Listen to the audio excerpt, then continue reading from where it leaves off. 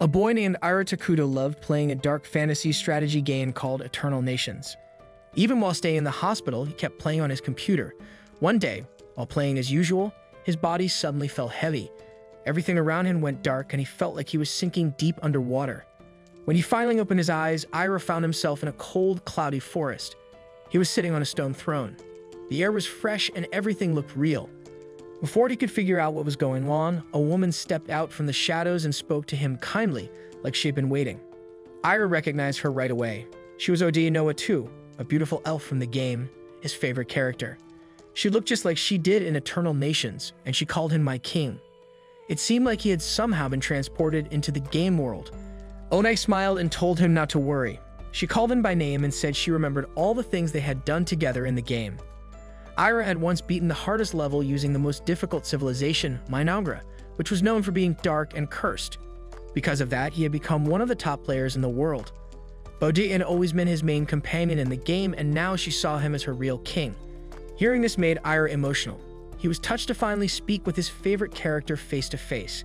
He asked if he had died and gone to heaven, or if she had brought him here. But Obde shook her head. She said she had simply appeared here too. It didn't feel like paradise to her. It felt more like the actual game world of Eternal Nations. She believed it was a miracle to meet her king in person. Then she knelt down in front of him and said she wanted to help him rebuild Minagra from the ground up. Ira was still unsure of what was going on, but he decided to accept her help. He called Ode his first and most trusted companion. Ode introduced herself again, saying in a serious voice that she was born from the mud and destined to bring destruction to the world, and now she belonged only to him. Ira cringed a little. It was strange hearing such dramatic words in real life. In the game it had sounded cool, but now it felt awkward. Still, he went along with it and declared that Ode would be his only ally, his right hand, and the first member of his kingdom. Minagra was known as a brutal and cunning civilization, one that used darkness and evil as tools. Their first step would be to go into hiding and gather strength. Ira used emergency magic to summon a scout. A creepy, long-legged insect crawled out of a glowing portal. Both Ira and Ode were grossed out by the bug's appearance, but they knew this was how Minagra worked. Ira ordered the insect to explore the forest without being seen. As it moved away, Ira discovered he could see through its eyes. The spell had cost 100 mana, and he only had 100 mana left. Building a base would take another 20, but he warned him to be careful with how he used his magic. Emergency spells were expensive. Ira admitted he wanted to summon a warrior to protect them, but that would use up all his mana. Ode also wanted to help fight, but she was too weak right now. She explained that she was a hero unit and would get stronger over time, but for now she was even weaker than some basic enemies. That meant they were in serious danger if anything attacked. Ira looked through the scout's eyes and saw nothing but forest. No monsters, no animals, not even any food. Ode also noticed how quiet the forest was. Ira told her that just having her around made him feel calmer, and that simple compliment made her eyes light up with joy. After more searching, the scout spotted something. There was a small village of Dark Elves not far from their location. Ira explained that Dark Elves were usually neutral in the game. They could be a little evil, but they weren't always enemies. That was good news. They also confirmed that they really were inside the world of Eternal Nations. But it also meant danger. If there was another group nearby, Ira and Ode had to be very careful. Fighting early in the game was risky. Their best option was to gather information and avoid getting noticed. However, before they could do anything, a group of Dark Elves appeared near their throne. Earlier that day, these elves had been wandering through the forest looking for a safe place to stay. One of them told their leader, Gia, that they should leave. The forest was cursed, they said, and nothing could survive here. But Gia didn't believe in old legends. He reminded his group that they had been kicked out of their homeland and had nowhere else to go. Their people were starving. The trees here were alive and growing. That meant the land couldn't be dead. Even though he felt nervous, Gia pushed forward. And that's how his group ended up standing in front of Ira and Ode. From the outside, the figure on the throne looked powerful and scary, maybe even evil. Gia was filled with fear. Still, he forced himself to bow and introduced himself as the leader of the Mazarum clan. He apologized for stepping into the forest without permission. But he stayed in her serious role and asked why they had come. Gia explained that his people were refugees and had nowhere else to go. Ira noticed how thin and tired the elves looked. He felt bad for them and gave them apples. The Dark Elves had never seen fruit like this before. They were so hungry that they quickly started eating. Then Ira opened another portal and handed out more food, pears, bread, vegetables, and grain. Gia was amazed and thanked him again. He asked if he could take some food back to the rest of their group, especially the children. Ira agreed and gave them even more supplies. Gia couldn't believe this kindness. He didn't even know who this stranger was, but he had clearly saved them. Back at their camp, the rest of the Dark Elves were weak and starving. When Gia returned with food, everyone cheered. The children smiled, and the entire camp was filled with joy. When asked how he got so much food, Gia just said he had stumbled upon it. Later that night, the elder, Molter, sat down with Gia by the fire. He told him that in all these years he had never tasted such strange and delicious fruit. He asked Gia what had really happened. Gia told the truth. He had met someone powerful in the forest, someone who gave them food for free. Molter became worried. He remembered an old legend about it being called the Ruin King. This figure was supposed to appear when the world was near collapse and would bring destruction, forcing the world to start over. Molter thought the person Gia met might be the Ruin King. He warned that no one that powerful ever helps without expecting something in return. Gia disagreed. He believed the king had shown them mercy. He even called him his grace. Molter was angry to hear that. He feared Gia had fallen under a spell or been tricked. The two argued, but in the end, they both agreed they needed to protect their people. Molter said he would personally deal with the king if needed. He had lived for over 200 years and believed he could figure things out. Back in the forest, Odino scolded Ira for using up so much mana to feed the elves. They still hadn't built a base or gathered resources. Ira knew she was right, but he said he just couldn't ignore people who were starving. He also admitted that he needed her now more than ever. Odino's tough attitude suddenly faded. She became soft and strangely affectionate. A kind word from her king was enough to make her blush. Ira, meanwhile, felt embarrassed. He said he had trouble talking to people even now. Odino smiled and said she thought he was just acting cool and mysterious on purpose. But Ira admitted that wasn't true. He had always been quiet and shy, even before all this. He wasn't suddenly going to become some confident hero. Still, with Odino by his side, maybe he didn't have to be. The next day, Elder Molter asked Gia if he was ready to go back to the place where the King of Ruin was waiting. Gia agreed, but Molter looked worried. He was concerned about what the king might want in return for helping them. Even though Gia said the king never asked for anything, Molter knew that powerful beings usually want something. Still, he understood that their people needed the king's help to survive. Gia agreed too, saying that even if they left the forest to search for food, they might return with nothing. Molter also reminded them of their dream, to someday reach the Dark Continent and find a place where no one would hunt them. It might be their last chance. Both leaders agreed on one thing: their people's future depended on their choices. But they weren't alone. An insect spy had been hiding nearby, listening to everything. It flew back and reported to its master, Takuto, that the Dark Elves would be coming soon.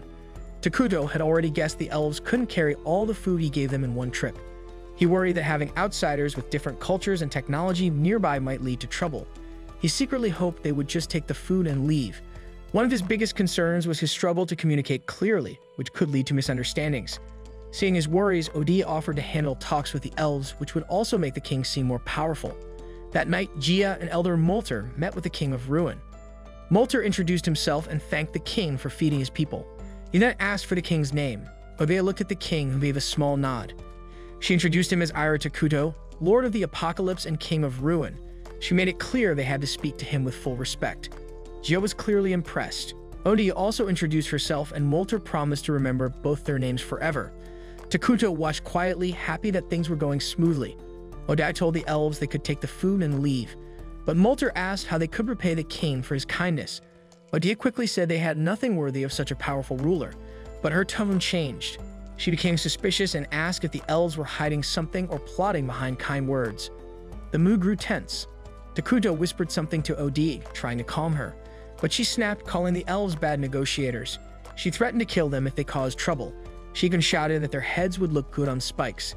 Takuto quickly stepped in and said maybe the elves just wanted to build a fair relationship. He suggested they accept a small gift from the elves to ease their minds.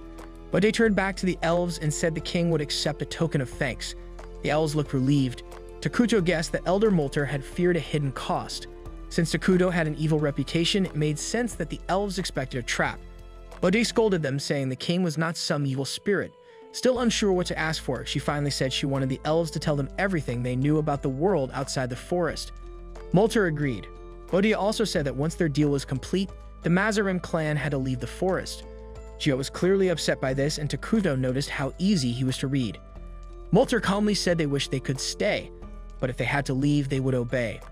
Odino also warned them not to speak of anything they saw or heard here. They agreed to all the terms and left. As the Dark Elves walked away, Takuto wondered if exiling them was the right thing. He worried they might not survive the journey and wouldn't just accept their doom. Feeling uneasy, he made a sudden decision and offered the elves a new option: to become citizens of his nation. Ode was shocked and asked what he was thinking. Takuto explained that he was thinking of using the refugee system. Dark Elves weren't truly evil, but if they lived in his evil kingdom, maybe they would slowly change. He believed they could still live together in harmony. Ode agreed it was possible, but reminded him that the Dark Elves were very different from his current citizens, the homunculi. Takuto admitted he couldn't stand being around only homunculi forever. They were ugly and foolish, so Ode turned to the elves and said the king planned to start a new nation. If the elves joined, they would be protected and given peace. But she also warned that they would become evil beings. Still, she added with a smile that being evil wasn't as bad as it looked. In fact, it could be fun. Later, as they walked to the elves' village, Ode reminded Takuto to watch his step since he wasn't wearing shoes. She said that even though the Dark Elves had hesitated, they had finally agreed to join the nation of Managra. They had always known deep down that this was their best hope. When they arrived, the Dark Elves greeted them by kneeling. Some looked excited to see the king. Takuto sat on a throne, and Ode officially welcomed the elves as Managra's new citizens. From now on, the king would protect all of them. Gia, still unsure, wondered when the change to evil would happen. But soon he felt deep anger rise inside him, rage toward the ones who had hurt his people. The same dark feeling appeared on every elf's face. Takuto checked on Gia, who was surprised to feel cared for. With tears in her eyes, the elves bowed to their new king. Their emotions were so strong, even Takuto didn't know how to respond. Ode just smiled, proud of how things turned out. A few days later, Takuto looked at a map Molter gave him and groaned. Their new kingdom was in the worst spot possible. To the east was Qualia, a holy human kingdom. To the west was Elna, an elf nation. If either found out about their evil country to the south, they would destroy it. Managra was weak and had no resources, but at least they now had the Dark Elves. Unlike the homunculi, elves were smart and could help in many areas. Just then, Ode said the elves were back to report on the outside world. Molter and Gia returned, along with Emily, who knew a lot about legends and foreign lands. Ode said the Dark Elves would now get important jobs. Molter would handle government work. Gia would be in charge of the army and recruiting new fighters. Gia proudly said he would crush their enemies and put their heads on spikes. Takuto was terrified. Gia was confused why his new king looked so scared. Ode explained that Takuto preferred peaceful solutions. Once everyone's roles were clear, Ode told them to rest and build houses when ready. Molter thanked the king and said he proved his value through wisdom, unlike Gia, who only showed off his muscles. Gia argued back, saying he proved his strength. Emily simply said she would do her best. Ode whispered to Takuto that these people seemed to be workaholic. When Ode asked if she should start gathering materials, Takuto said he wanted to gather lumber without destroying the forest. She asked Molter if that was possible. He said yes, their people had only used giant trees to construct buildings. Joe was surprised that an evil king cared about the forest. Takuto then said they should also start reforesting. The elves didn't understand what that meant. Takuto guessed their world's tech level was still low. Ode asked if they knew about military magic or the 6 elements. Molter said he only knew of 4 elements. Emily said she never heard of military magic. Ode explained that reforestation meant planting trees to replace those cut down. Emily said they didn't have that practice. Molter added that trees took centuries to grow back. Ode said reforestation used all the elements and was a kind of magic-based technology from their great king. She proudly told everyone that their king was incredibly smart and wise. Takuto felt embarrassed, but Ode went on and said that the king's knowledge covered many fields. Emily asked if the apples they were given were also his invention. Ode said yes, and so were the grapes. Takuto then realized something. He could now use a new power called emergency production, which allowed him to create anything he knew about as long as he had the resources. With this divine ability, the nation of A few days later, in a snowy land, a group of soldiers guarded some religious figures. One of the soldiers mentioned that he'd heard the saint had special powers, but he didn't really believe it. Just then, a group of goblins attacked. The saint stepped forward, ready to punish the monsters for disturbing the peace of the holy kingdom of Qualia and for turning away from their god Arlos. With one powerful swing of her staff, she created a giant blaze that burned all the goblins. The sky opened up magically and beautiful flowers covered the ground. One of the officers said this incredible power was the reason Qualia could protect itself and keep good relations with the nearby elf kingdom.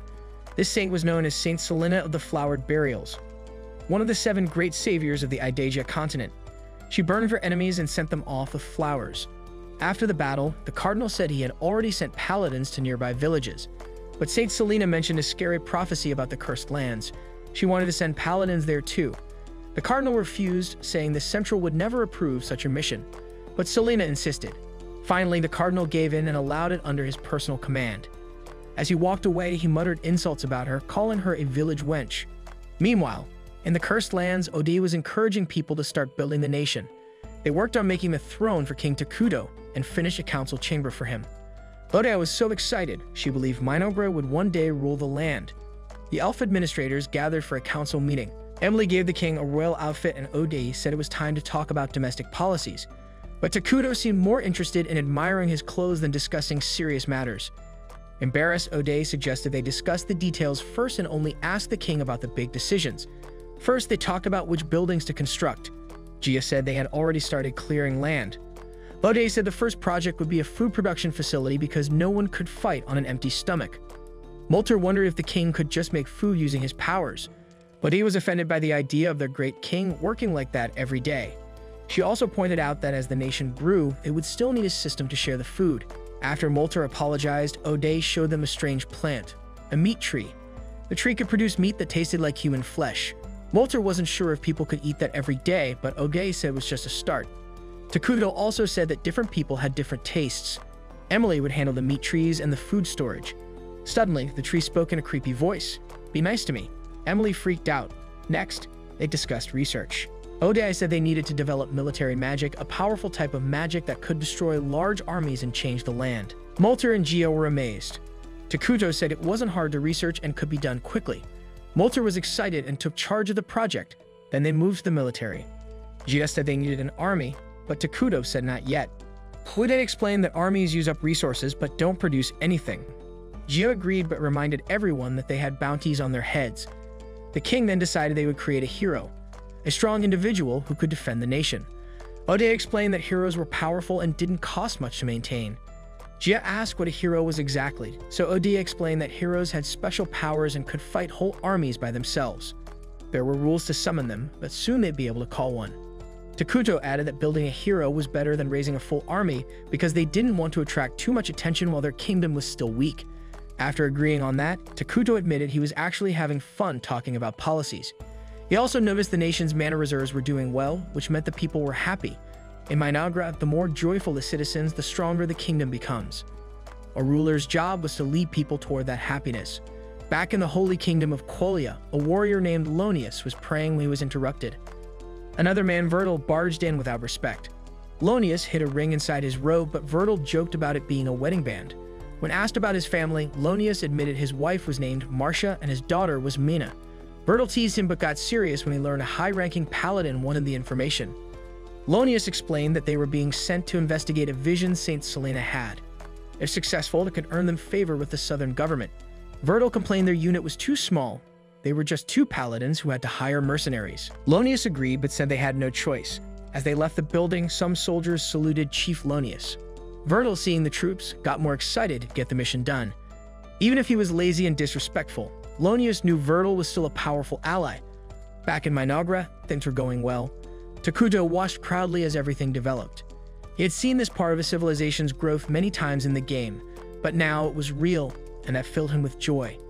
He and Odino visited the residential area with Emily.